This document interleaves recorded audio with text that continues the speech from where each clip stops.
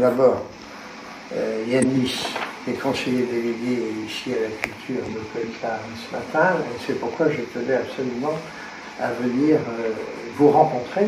D'abord, pour féliciter Émilie, qui est aussi ici la responsable, la directrice, et toute son équipe, parce que le centre culturel, si je puis dire, le passe-temps, fait un travail remarquable tout à Malétroit, que ce soit au niveau de l'animation culturelle, avec aussi l'équipe de bénévoles qui entoure Émilie et ses collaborateurs, et aussi dans le domaine de la culture, avec nos partenaires, Émilie l'a bien souligné, Maltrec, et d'autres partenaires aussi qui s'intéressent beaucoup à la culture. C'est normal puisque Malétroit est une cité millénaire de Bretagne et est aussi une cité de caractère puisque son patrimoine est extrêmement important et riche.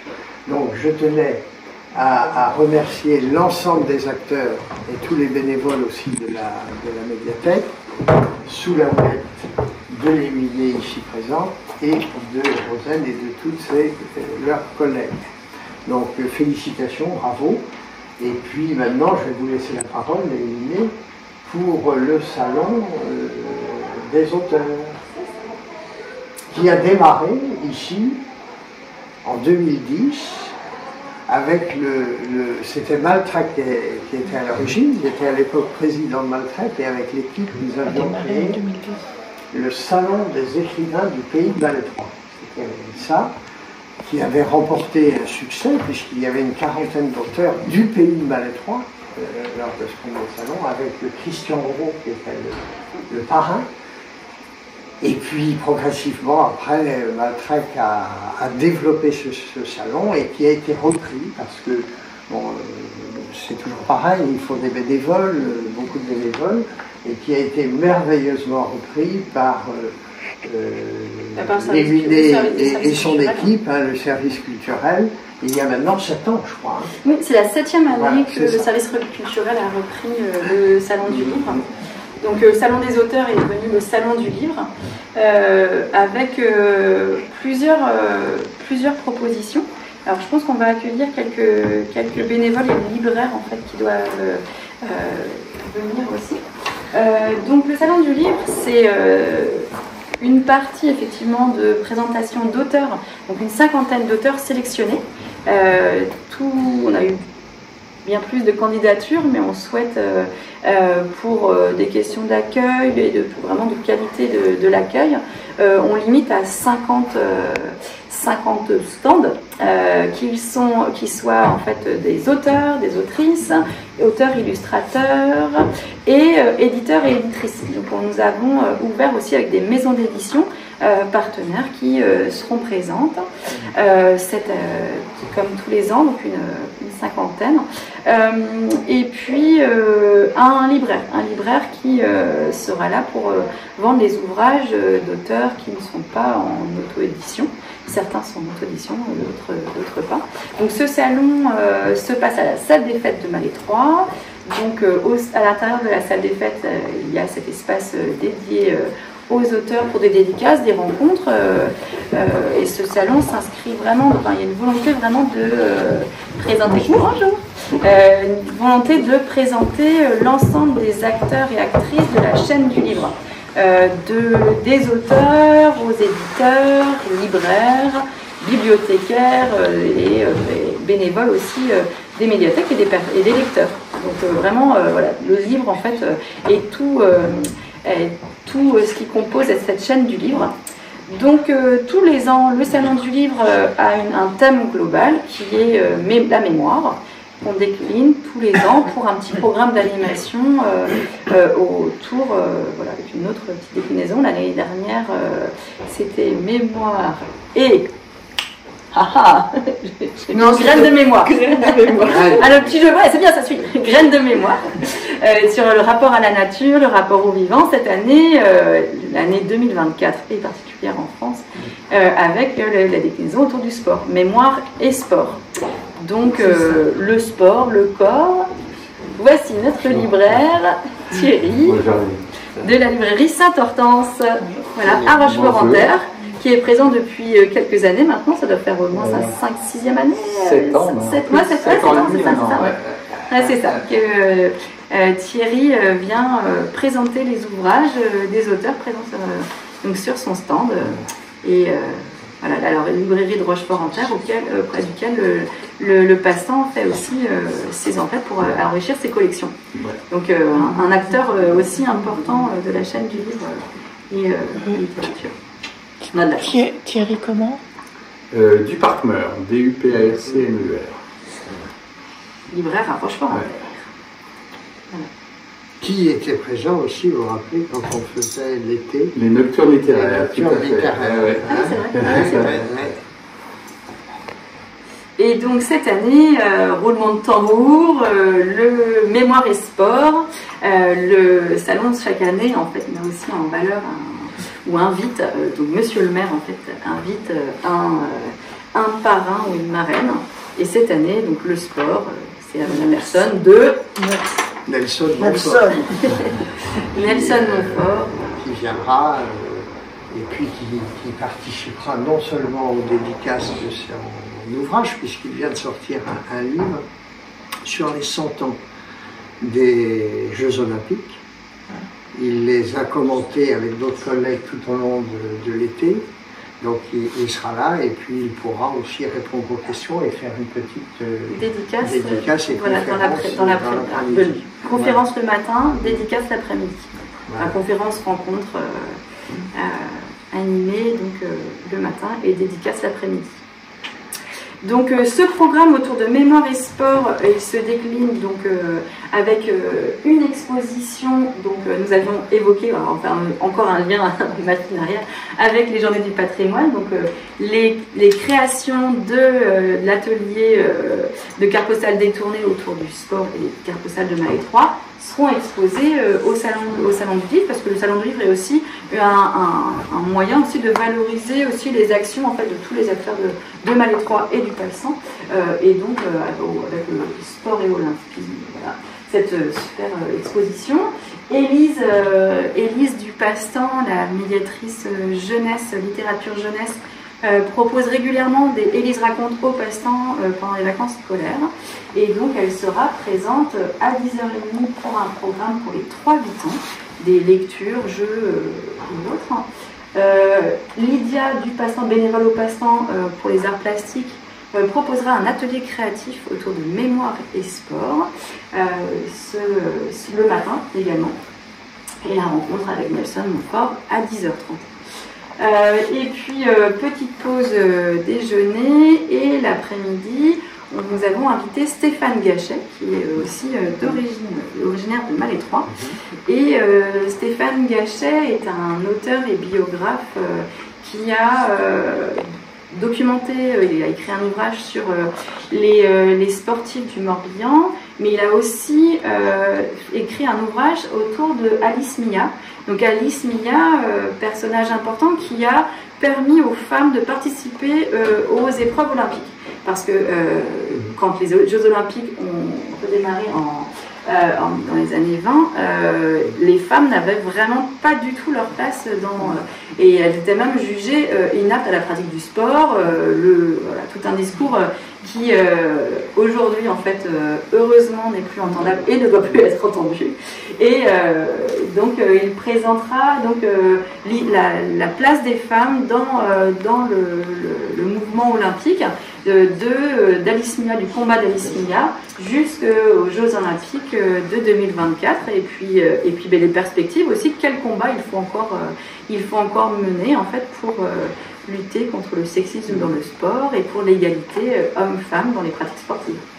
Donc voilà, et puis pour les familles et pour tout le monde, le Salon du Livre souhaite proposer vraiment une variété d'approches, et vraiment pour que tous les publics puissent s'y retrouver. Et donc avec un petit côté décalé, avec on a invité et fait appel à une compagnie de théâtre, la compagnie Orange-Givray, et avec un arbitre un peu décalé, un arbitre de sport qui proposera des jeux médiathétiques, donc des jeux alliant sport et littérature.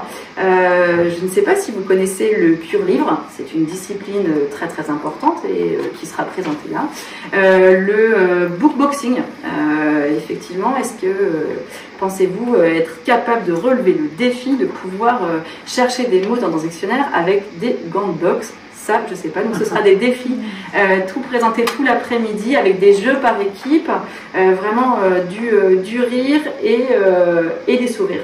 Parce que c'est aussi important en fait que la bonne humeur en fait soit au rendez-vous, et ça sera le cas. Donc avec la compagnie Orange Livré et le comédien Anthony Serrazin. Voilà, de nombreux auteurs également. Alors ils sont tous listés, je pourrais. Certains sont présents pour la première fois à Malétroit et d'autres ce sont des auteurs et autrices qu'on a déjà revus.